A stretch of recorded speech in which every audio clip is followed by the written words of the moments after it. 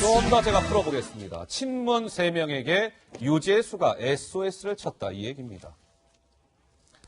자, 제가 소위 우리 싱크라고 하는데 영상을 하나 시청자 여러분 보여드릴 겁니다.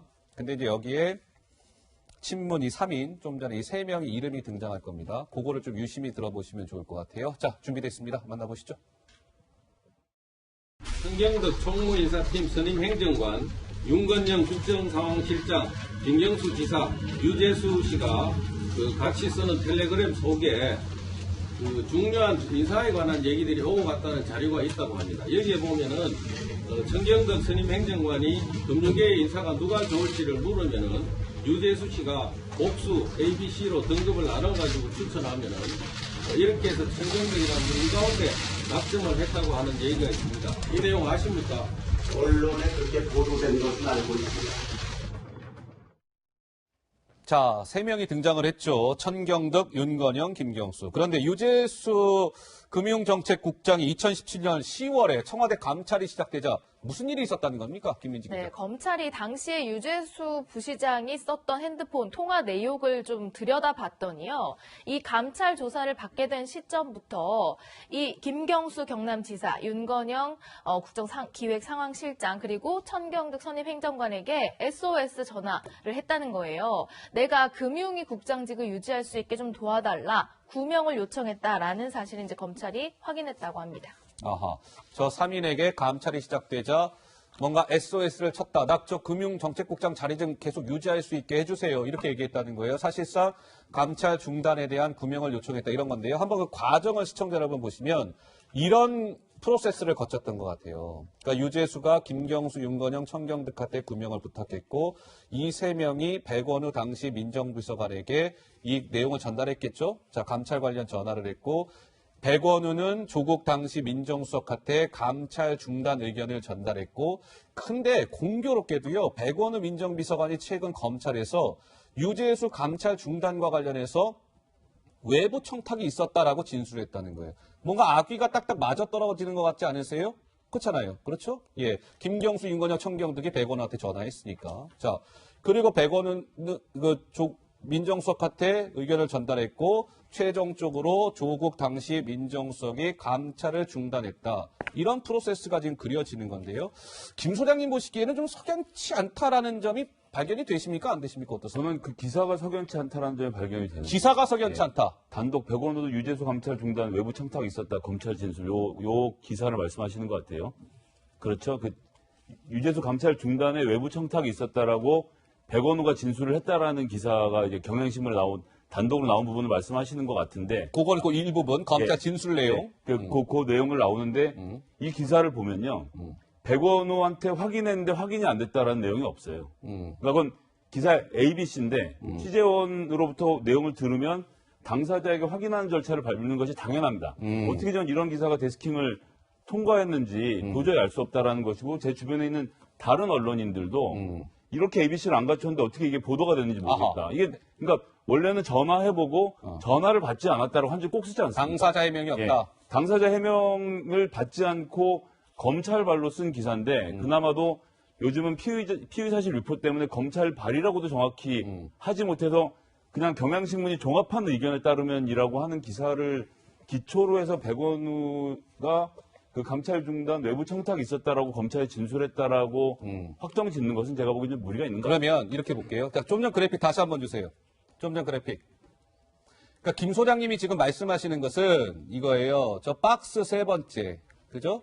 박스 3번째 백원우 부분에 유재수 감찰 중단 컴마 외부 청탁 있었다. 요 부분을 말씀하시는 겁니다. 경향신문 보도. 그렇죠? 근데 저게 당사자인 백원우한테 어떻게 확인도 안 하고 저런 기사를 쓸 수 있느냐 이제 이런 문제제기시고 그러면 저거 없다고 칩시다. 저거 유재수 감찰 중단 외부 청탁이 있었다.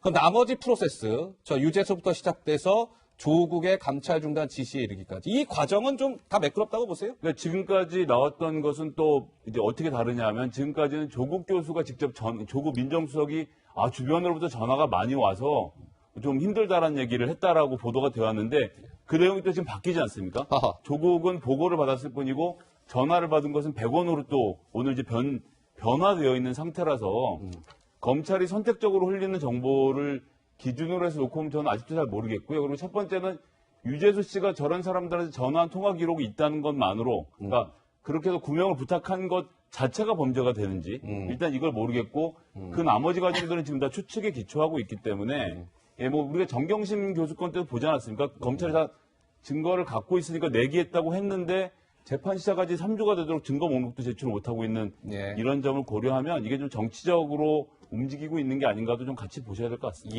예. 정 교수님 저는 좀 말씀하시겠어요? 생각이 다른데요. 뭐 수사기관의 공식적인 발표가 아니기 때문에 그 기사의 신빙성에 대해서 전 충분히 문제 제기할 수 있다고는 생각합니다. 자, 그럼에도 불구하고 만약에 오늘 기사가 일단 백원우 의원도 전 수석도 유재수 감찰 중단에 어떤 외부 청탁이 있었다라는 진술이 만약에 나왔다면 저는 오늘 시점에서라도 백원우 비서관이 해명을 해야죠. 네, 해명 아직 안 했어요. 아직도 백원우 비서관이 해명을 안고 있다는 것도 또 문제다. 아하. 저는 그것은 무슨 얘기냐면 저는 이런 관점에서 볼 필요가 있다고 보여집니다. 자, 하명 수사 의혹과 관련해서 백원우 비서관이 또 거론됩니다. 또 유재수 감찰 무마 의혹과 관련해서 백원우 비서관이 거론됩니다.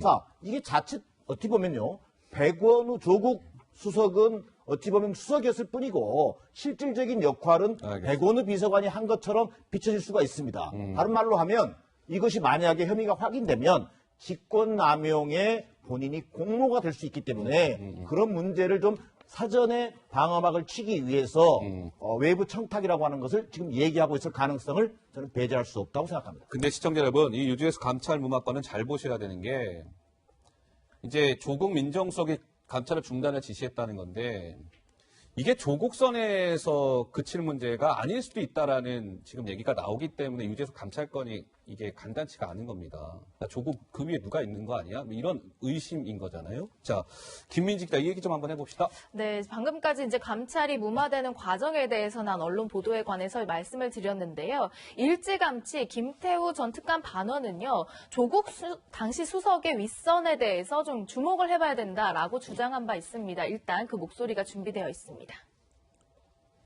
유재수 사건을 감찰 무마했다. 이게 중요하고요. 그걸 총책임자 조국이 지시하지 않고서는 불가능하다는 건데 거기서 그치지 않고 처음에 휴대폰 포렌식과 유재수 대면 조사를 지시했던 그 조국이 다시 감찰 중단을 지시할 때에는 조국도 누군가로부터 지시를 받은 거다. 이게 합리적인 의심이지 않겠습니까? 검찰도 그 조국의 윗선을 지금 규명해보고 있는 것이고요. 사실로 밝혀진다면요. 이게 나랍니까? 이게 깡패의 행태지 그게 청와대의 행태입니까?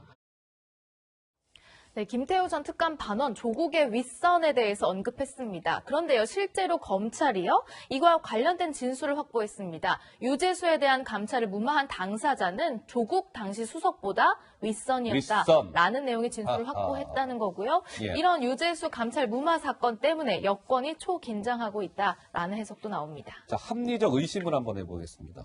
이게 모든 게 이제 우리는 뉴스를 바라볼 때 이렇게 약간 합리적 의심을 하는데 그러니까 첫 번째 이런 거예요. 윗선 의혹과 관련해서 합리적 의심 첫 번째.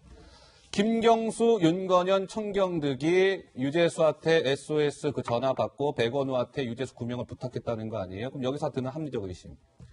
이들 3인, 저 위에 김경수, 윤건현, 청경득. 이들 3인이 유재수와의 단순한 친분만으로 본인들의 정치적 생명까지 걸 수 있는 그 위험을 감수하고 감찰 무마를 백원우한테 부탁했을까? 또 다른 뭔가 입김이 있지 않았을까? 저들 3인에게 이런 의심 하나. 두 번째. 자, 조국 전 장관이 뭐라고 했습니까? 박형철 당시, 박형철이 반부패 비서관이죠. 박형철 반부패 비서관한테 이렇게 얘기했다는 거예요. 감찰 저 무마 관련해서 주변에서 전화가 너무 많이 온다. 이런 하소연을 했다는 거예요. 자, 그렇다면 처음에는 유재수 감찰, 야, 휴대전화 저 포렌식까지 해봐. 이렇게 지시했던 조국이 돌연 2달 뒤에 2017년 12월에 왜 감찰 중단을 지시했을까? 조국 위에 누구 있는 거 아니야? 어떻습니까? 조국 당시 민정수석 위에는 청와대 비서실에 누가 있었을까요? 두 분밖에 없어요. 임종석 비서실장, VIP. 네, 두 분밖에 없어요.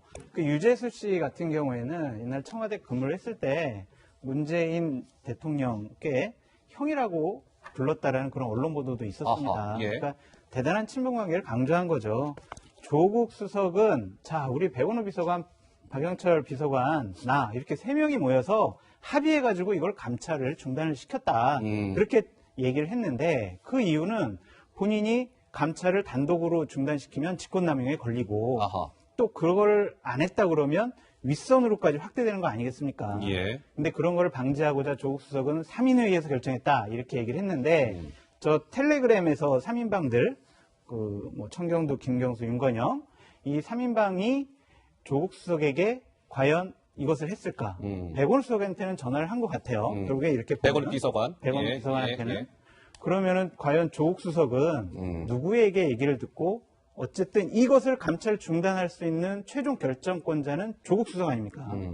과연 누구 얘기를 듣고 감찰을 중단했을지 그것이 과연 어떤 누군지 관전 포인트입니다. 청와대 내에서 그 수석들도 여러 명이잖아요. 제가 알기로 청와대 수석 중에 대통령 당연히 대통령이 넘버원이고 그 다음에 비서실장이고 수석들 가운데는 그 나름의 그 서열이 있더라고요.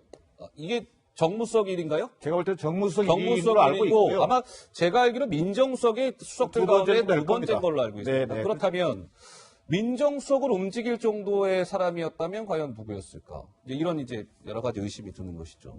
자, 여기 하나 짚고 넘어갈 건 제가 짚을 게 확실히 많습니다. 확인한 건 예, 김경수 지사는 구명 부탁을 한 적이 없다고 정확히 부인을 했죠. 예. 그렇고 나머지 두 사람은 확인이 된 게 아니고요. 예, 지금 뭐 어디까지 추측에 기초해서 구명 부탁을 했다라고 지금 짐작을 하고 있는 문제이기 때문에 그건 좀 이게 사실인 것처럼 얘기되는 건 좀 아닌 것 같습니다. 예, 알겠습니다.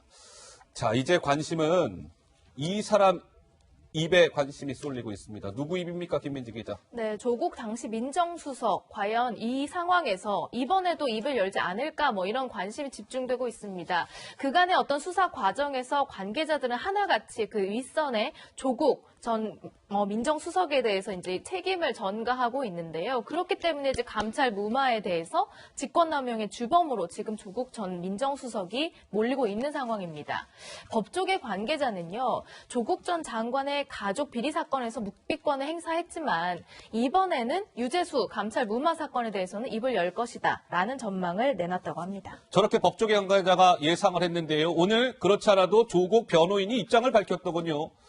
자, 유재수 건에 대해서 진술 거부 안 할 계획입니다. 그러니까 유재수 감찰할 중단한 경위들을 검찰 조사에서 설명할 계획입니다. 그동안에는 뭐 계속 진술 거부권을 행사했는데 유재수 건은 참고로 이제 그 조국 전 장관이 조사를 받게 되면 서울중앙지검이 아니라 서울 동부지검에 출석해서 조사를 받게 될 텐데 그 조사 현장에서는 묵비권 행사하지 아니하고 검찰 조사에서 설명할 계획이다.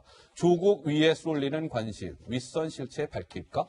어떻습니까? 저는 그 지난 적폐청산 과정에서 이른바 우병우 민정수석 전 박근혜 정부 시절에요. 예. 민정수석이었지 않습니까? 직권남용 혐의로 받아서 이제 실형까지 받게 되는데 예. 저는 민정수석이라는 자리는요. 그 소위 이른바 비서관들, 반부패 비서관, 공직기강 비서관, 뭐 민정비서관 등등등 자 지휘 감독의 책임을 가지고 있는 겁니다. 아하. 그래서 여기서는 지금 조국 수석이 윗선 또는 외부 청탁 지금 이걸 얘기할 상황이 안 돼요.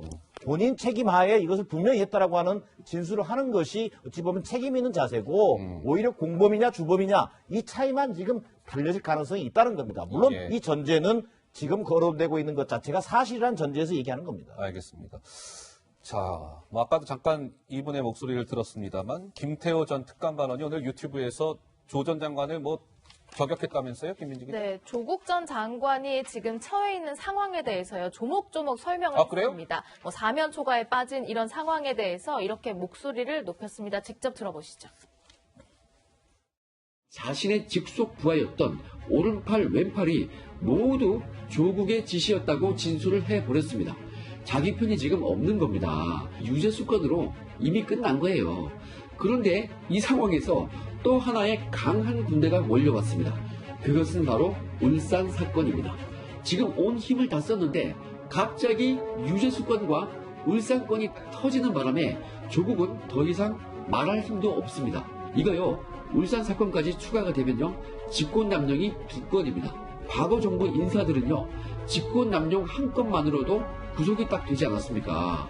그런데 이 조국은요, 이 2건에다가 원래 있었던 중앙지검 사건까지 있습니다. 조국은 지금까지 거짓이라는 그러한 옷을 여러 번을 겹겹으로 입고 있었던 것입니다. 그러한 사람에 대해서 우리들이 그 거짓의 옷을 하나씩 벗겨버린 거예요. 자, 조국 전 장관을 겨누는 검찰발 삼각파도 모두 조국 민정수석 당시에 발생한 것이죠. 일가미리야 일전에 계속 논란이 됐던 부분이고 지금 새롭게 논란이 불거지고 있는 부분 유재수 감찰무마 그리고 울산시장 하명수사는 다 당시에 민정수석이 조국이었습니다. 근데 2번, 3번이요. 만약에 조 전 장관이 혐의를 적용받게 되면 직권을 남용한 혐의를 받게 돼요. 직권남용 혐의. 그러면 2번, 3번에서는 두 가지의 직권남용 혐의를 동시에 받을 수 있기 때문에 문재인 정부가 적폐 수사하면서 과거 정부 사람들 직권남용으로 다 영장 쳤고 대부분 100% 다 영장이 발부됐기 때문에 법조계에서는 조심스럽지만 조국 전 장관이 구속을 피해가기는 어려울 것 같다. 이런 관측에 무게가 실리고 있는 가운데 조국 전 장관이 조만간 유재수 감찰 무마건과 관련해서 조사를 받기 위해 서울 동부지검에 출석할 것으로 보입니다.